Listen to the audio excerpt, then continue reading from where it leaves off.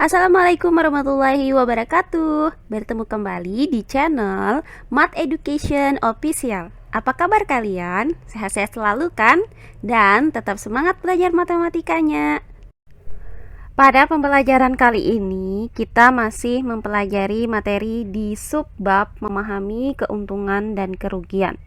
Untuk materi yang keempat yaitu persentase kerugian. Baiklah, langsung saja kita simak materinya.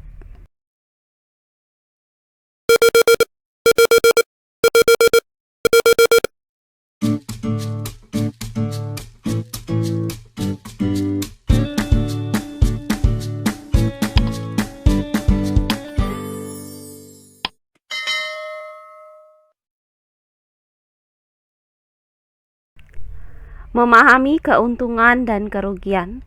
Untuk bagian yang kedua yaitu kerugian. Nah, jika sebelumnya sudah kita bahas mengenai pengertian dari kerugian disertai dengan contoh-contoh soal bagaimana cara menentukan besarnya kerugian. Nah, kali ini akan kita lanjutkan ke materi yang keduanya yaitu persentase kerugian.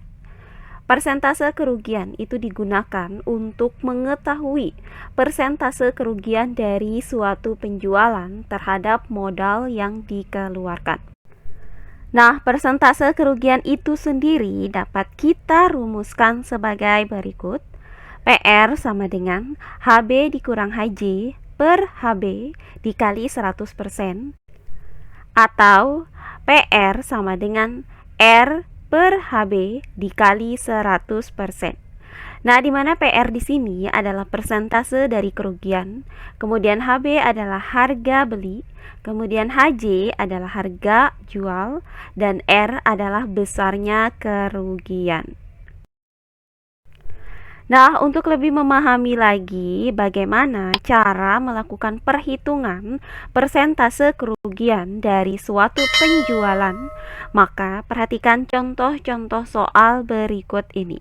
Contoh soal yang pertama, Krisna membeli sepeda seharga Rp300.000. Nah, setelah 1 bulan, ia merasa bosan sehingga ingin membeli sepeda yang baru. Sepeda yang lama dijual dengan harga Rp255.000. Tentukan persentase kerugian yang dialami Krisna.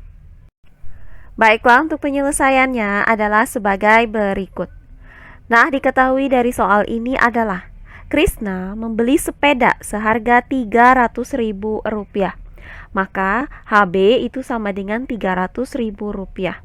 Kemudian dijual dengan harga Rp255.000. Maka HJ itu sama dengan Rp255.000. Nah, yang ditanyakan dari soal ini adalah persentase kerugian atau nilai PR. Nah, karena harga beli atau HB-nya yaitu Rp300.000 lebih besar daripada harga jualnya yaitu Rp255.000, atau harga jualnya ini lebih rendah daripada harga beli, maka Krisna itu mengalami kerugian, di mana besarnya kerugian itu dapat kita hitung dengan menggunakan rumus sebagai berikut. R sama dengan HB dikurang HJ. Maka akan kita hitung terlebih dahulu besarnya kerugian dengan menggunakan rumus ini. Maka R sama dengan HB yaitu Rp300.000 dikurang dengan HJ yaitu Rp255.000. Nah, hasil dari Rp300.000 dikurang dengan Rp255.000 adalah Rp45.000. Maka besarnya kerugiannya adalah Rp45.000. Nah, setelah didapat besarnya kerugian, maka langkah selanjutnya tinggal kita hitung persentase kerugiannya dengan menggunakan rumus sebagai berikut. PR sama dengan R per HB dikali 100%. Nah, langkah berikutnya PR sama dengan R yaitu Rp45.000 per HB yaitu Rp300.000 dikali dengan 100%. Nah, langkah selanjutnya kita kalikan Rp45.000 ini dengan 100. hasilnya adalah Rp4.500.000. Kemudian per Rp300.000 persen. Nah, untuk Rp4.500.000 per Rp300.000 ini kita sederhanakan dengan cara membagi pembilang dan penyebutnya dengan Rp100.000, sehingga didapat pecahan 45/3%. Nah, hasil dari 45 dibagi 3 adalah 15, maka didapat PR sama dengan 15%. Jadi, berdasarkan uraian ini, maka didapat bahwa persentase kerugian yang dialami oleh Krisna adalah 15%. Oh iya, sebelum kita lanjut, jangan lupa like, komen, dan subscribe channel YouTube ini dan nyalakan lonceng notifikasinya agar kalian tidak ketinggalan video-video terbaru dari channel ini. Serta jangan lupa share video ini sebanyak-banyaknya ke teman-teman kalian agar kita bisa saling berbagi ilmu. Berikutnya contoh soal yang kedua. Seorang pedagang buah membeli 50 kg jeruk dengan harga Rp200.000. Kemudian 30 kg dari jeruk tersebut dijual dengan harga Rp6.000 per kilogram. 5 kg dijual dengan harga Rp3.000 per kilogram dan sisanya busuk. Tentukan persentase kerugian pedagang tersebut. Baiklah, untuk penyelesaiannya adalah sebagai berikut. Nah, diketahui dari soal adalah pedagang itu membeli 50 kg jeruk seharga Rp200.000. Maka HB itu sama dengan Rp200.000. Selanjutnya, 30 kg itu dijual seharga Rp6.000 per kilogramnya.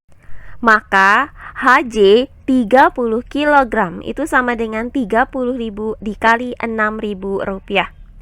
Berikutnya 5 kg itu dijual dengan harga Rp3.000 per kilogram. Maka HJ 5 kg itu sama dengan 5 dikali Rp3.000. Kemudian sisanya itu busuk, yaitu 15 kg.